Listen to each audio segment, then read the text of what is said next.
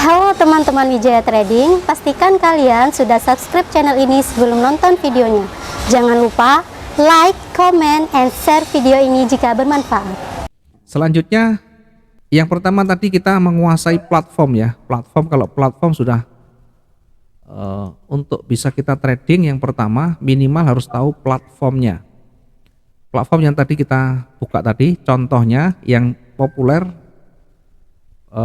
pakai MetaTrader.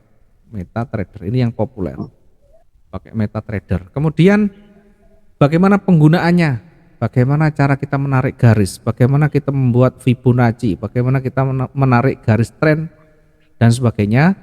Nanti di sini kita kuasai dulu di sini. Bagaimana menentukan entry dari gambar dari chart itu, maka di sini. Karena itu untuk MetaTrader atau platform yang digunakan harus familiar, banyak dicoba, banyak dilatih. Yang kedua tadi berkaitan dengan setelah kita memahami platform, maka broker. Kenapa harus pakai broker? Broker ini perantara, jadi untuk kita bisa masuk ke pasar besar, ini big marketnya, kemudian di sana ada broker. Ada broker. Broker ini perantara. Setelah broker baru trader. Trader tidak bisa langsung ke pasar besar. Dia harus lewat broker. Broker ini nanti harus memenuhi syarat dari big marketnya. Ada deposit, ada syarat perizinan dan sebagainya. Nah, broker nanti lewatnya di sini. Broker ini depositnya besar sekali ke sini. Nah, trader itu ibaratnya sudah bagian pengecer atau retailnya. Sehingga seharusnya untuk kita bisa masuk di trading itu misalnya 100.000 US dollar modal pertama. Maka oleh broker nanti dikasih kemudahan dengan menggunakan leverage namanya. Sehingga muncul nanti leverage 1:1000, 1:100, 1:50 misalkan begitu. Sehingga untuk misalkan trading dengan lot 1, ini biasanya lot 1 atau 1 lot itu dibutuhkan modal 100.000 US dollar. Untuk bisa trading di euro, standar euro USD 1 lot atau lot 1 itu minimal modal kita adalah 100.000 US dollar. Nah, tetapi karena ada broker, maka disiasati oleh broker dengan menggunakan leverage. Misalkan kita menggunakan leverage 1:100. Artinya 1 dolar itu kita bisa transaksi 100 dolar. Dengan leverage itu modal yang kita butuhkan tidak harus 100.000 US dollar, tetapi cukup 1.000 dolar. 1 dolar ini kita bisa transaksi senilai 100 dolar. Sehingga kalau 1:100 leverage kita, mungkin kalau kita nanti memilih broker pasti ada leverage. Jadi pilih yang leverage-nya kecil, jangan terlalu besar. 100, 200 atau 50 boleh. Jangan sampai 500 ke atas. Nanti akan kesulitan kita mendapatkan profit yang lebih. Kenapa? Karena ibaratnya untuk bisa trading dengan 500 itu kita dipinjami 1 dolar itu bisa kita melakukan transaksi senilai 500 dengan jaminan cuma 1 dolar.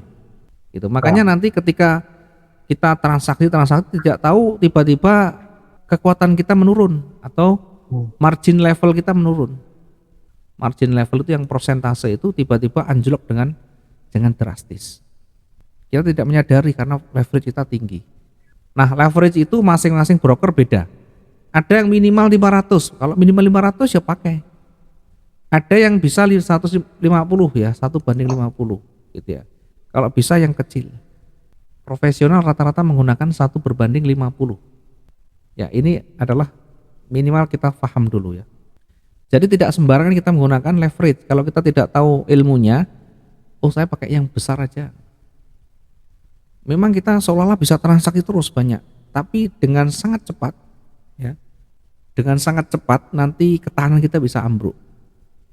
Karena dengan waktu yang sama kalau kita menggunakan terus kena amunisi kita, maka broker akan menerapkan perbandingan ini akan ditarik secara proporsional ya.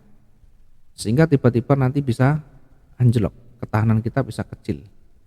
Maka tidak heran kita bisa transaksi terus walaupun modal kita kecil. Gitu ya. Tiba-tiba nanti mendekati leverage kita mendekati 100, bahkan di bawahnya margin levelnya. Oke, ini sekitar tahu biar minimal kita nanti bisa menentukan. Nah, di broker ini nanti kita bisa lihat, kita sering-sering membandingkan dengan broker lain ya. Kalau kita broker A, kita tidak ada salahnya untuk menginstal broker B. Minimal untuk membandingkan harga. Kalau kita satu saja, nanti harga naik turun yang ekstrim kita tidak tahu. Bisa jadi ya dalam tanda kutip broker itu nanti nakal gitu ya. Makanya perlu kita pembanding. Sehingga harga itu harus mendekati sama. Misalnya XAU sekarang 1873,54 atau 50 ya. Maka broker lain dia harus tetap 1873. Baru komanya berbeda, mungkin 80, mungkin 90. Kalau yang berbeda nanti yang depan itu berarti tidak beres sudah. 1872 misalkan, tidak beres sudah. Kayak di bank di Indonesia itu ada BCA, ada BNI, ada Mandiri misalkan. Nanti kurs jual sama kurs beli kan beda. Misalkan dolar diperdagangkan 14.800 BCA. BNI dia akan dekat-dekat di sini 14.500 misalkan. Mandiri misalkan 14.600. Ya sekitar ini. Yang berbeda adalah dua di belakang komanya. Kalau ada yang menggunakan harga 13.000, maka ini tidak beres. Nanti akan diserang. Harga semakin jauh, semakin terlalu jauh dari market, dari pasarnya, maka langsung dihajar nanti. Kalau harga murah kan pasti diborong. Ya. Ketika diborong yang banyak sekali, ya kalau cuma borongnya 1 miliar 2 miliar, kalau borongnya sudah angkanya triliun, stoknya akan habis. Dapat misalkan ini di harga 13.500, yang lain tidak ada angka 13.000. Ini diborong habis 100 miliar misalkan. Dagangnya habis, dolarnya habis. Kemudian mau belanja lagi dia tidak bisa. Mau belanja kemana? Yang lain BCA lebih mahal. Apa mau kita rugi? Kan tidak mungkin kita belanjanya lebih tinggi. Nah, makanya kalau ada yang menyampaikan, oh saya dipermainkan broker, saya di harga selalu di pingpong sama broker. Ya tunggu dulu, kita pasti cross check dengan yang lain. Bisa jadi ada kesalahan teknis, bisa jadi servernya yang terlambat, atau mungkin internet kita yang terlambat. Begini, kalau ada yang tidak beres, screenshot difotokan, nanti dikomplainkan. Nah sebelum ke sana tapi harus cek dulu apakah jaringan saya ataukah mungkin yang lain. Nanti kalau betul-betul tidak beres baru kita klaim, kita komplainkan ke live chatnya atau ke customer service-nya. Ya, itu cara prosedurnya. Oke, selanjutnya setelah kita memilih broker, yang ketiga harus tahu tekniknya. Atau minimal tahu bagaimana cara kita entry dan exit, bagaimana cara kita membaca, bagaimana cara kita merecovery, membatasi risikonya seperti apa. Maka harus tahu tekniknya, atau minimal ini adalah punya sistem trading. Minimal kita punya sistem trading. Apa itu sistem trading? Sistem trading ini ya kayak aturan main lah, aturan main kita sendiri. Di mana aturan itu kalau kita gunakan terus-menerus bisa memudahkan kita untuk mendapatkan keuntungan. Nah, di dalam sistem trading itu nanti apa? Isinya apa? Isinya bagaimana cara kita analisa. Analisa itu apa? Analisa ini membaca kemungkinan arahnya itu kemana. Sekali lagi, membaca kemungkinan terbesar, arah market itu kemana, bukan kepastian. Jadi kalau kita menganggap pola ini nanti akan naik, pola ini akan turun, salah besar. Sekali lagi, jangan pernah mencari yang namanya analisa yang tepat, analisa yang valid, analisa yang akurat. Karena itu tidak akan pernah ada. Kalaupun dia yang berbicara adalah profesional, omong kosong tidak pernah ada. Ya, percaya sama saya, tidak ada satupun analisa yang paling tepat, yang paling valid, paling akurat, tidak ada. Karena semuanya adalah probabilitas. Pasar itu pemiliknya banyak orang. Jadi tidak bisa kita menggerakkan, tidak bisa kita menebak-nebak oh nanti hari ini pasarnya akan bergerak sampai di ujung atas itu. Ternyata tengah hari sudah turun, tidak bergerak, apakah kita harus menunggu sampai di atas lagi? Tidak bisa begitu. Kita mengikuti nanti, mengikuti arusnya, mengikuti iramanya ya. Maka perlu tahu nanti cara analisa. Di dalam analisa nanti kita bisa membaca kemungkinan besar ini kemana, sehingga ketemu arahnya. Kalau sudah ketemu arah, maka nanti baru menentukan bagaimana cara entry. Cara entry bukan kita entry sell, tahu cara entry sell dan buy gampang kalau kita cuma tombol entry buy dan sell. Cara entry ini artinya kapan seharusnya saya jual, kapan seharusnya saya beli. Maka cara entry. Nah, di dalam konsep dagang, karena trading itu dagang, jangan dikira trading itu, jangan berpikir trading itu seperti kita bermain judi atau bermain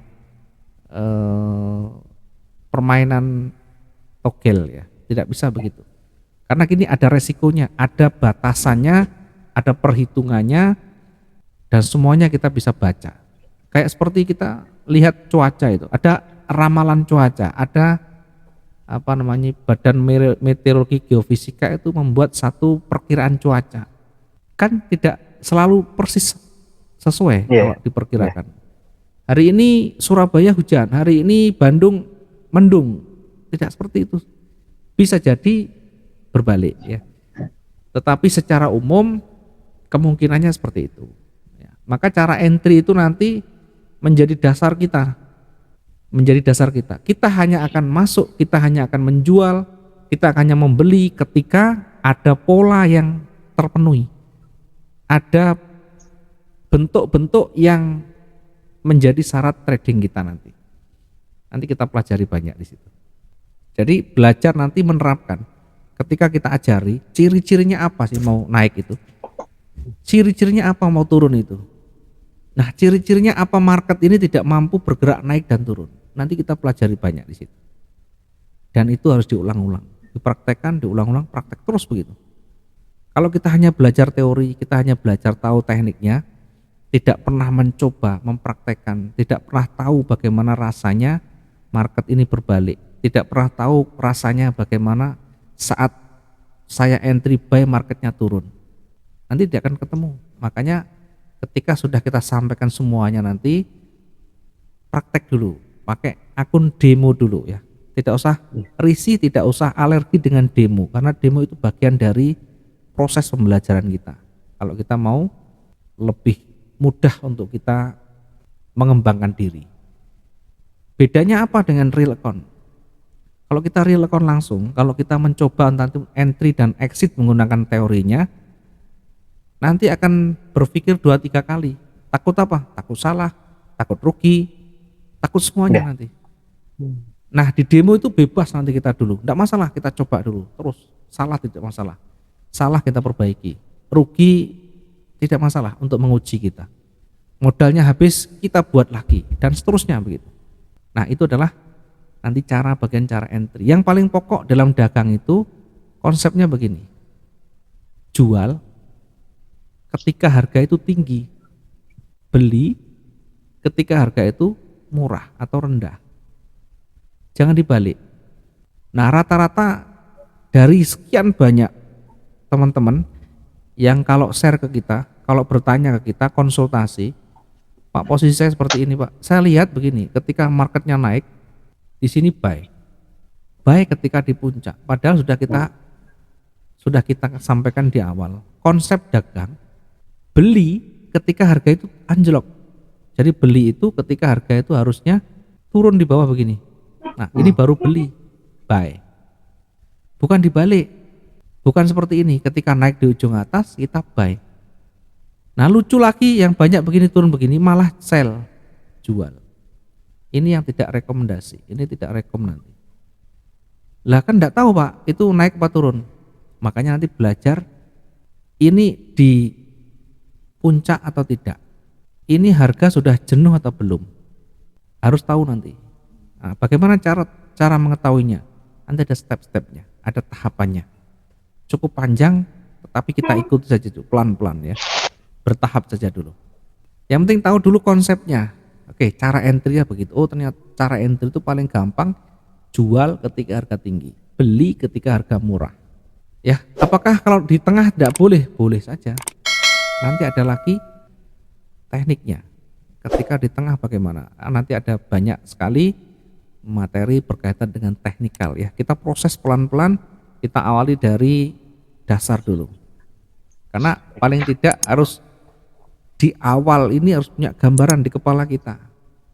Tidak boleh kita hanya belajar cara entry dan exit hanya mengandalkan dari pola candle, hanya mengandalkan dari teknikal saja, tidak bisa. Nanti tidak bakalan ketemu nanti. Ya, setidaknya kita tahu banyak, minimal pemahaman dulu. Kemudian tahu cara entry-nya, juga tidak boleh hanya tahu entry-nya, tapi harus tahu exit-nya. Kita bisa entry, kita bisa tahu oh ini harga ini di atas saya harus jual. Oh harga di bawah ini saya harus beli. Tetapi ketika sudah kita entry di situ, sudah profit, kita tidak tahu di mana exit-nya. Baru sedikit saja naik kita exit, tidak bisa, nanti terlalu berisiko. Jangan sampai rugi kita besar, profit kita hanya kecil. Makanya harus tahu exit-nya. Bagaimana cara exit-nya? Ya nanti kita bahas lagi di teknikalnya. Nah setelah kita tahu cara entry, cara exit, maka juga yang menjadi tidak kalah penting adalah resiko. Sekali lagi kita tidak bisa mengandalkan teknikal, kita tidak bisa berpikir analisa kita pasti tepat. Tidak selalu begitu. Kalaupun kita tepat, kita lagi beruntung, lagi muncul nasib kita. Coba kalau misalkan kita bisa bertahan dalam 1 bulan itu, bertahan 1 hari, 1% saja dari modal, ini udah bagus sekali. Tidak usah muluk-muluk sampai 20%, 15%, terlalu tinggi. 1% dari modal, kalau kita bisa konsisten di sana, luar biasa sudah. Konsisten itu terus menerus, bukan 1 hari ini kita dapat 5%, besok habis. Hari ini dapat 20%, besok lusa habis lagi. Tidak ada gunanya nanti. Kan yang kita alami kan begitu rata-rata. Pemula itu begitu. Saya dulu juga sama. Bahkan saya harus bergulung-gulung lama sekali. Prosesnya untuk bisa konsisten itu cukup lama sekali. Mulai 1 hari 50%, 20%, 10%, 5%, 2%, 1% kita alami semua. Dari perjalanan itu baru kita menentukan, oh ternyata yang cocok buat saya, yang bisa saya lakukan dengan kemampuan saya, dengan gaya saya, seperti ini. Nanti baru kita nanti ketemu di situ.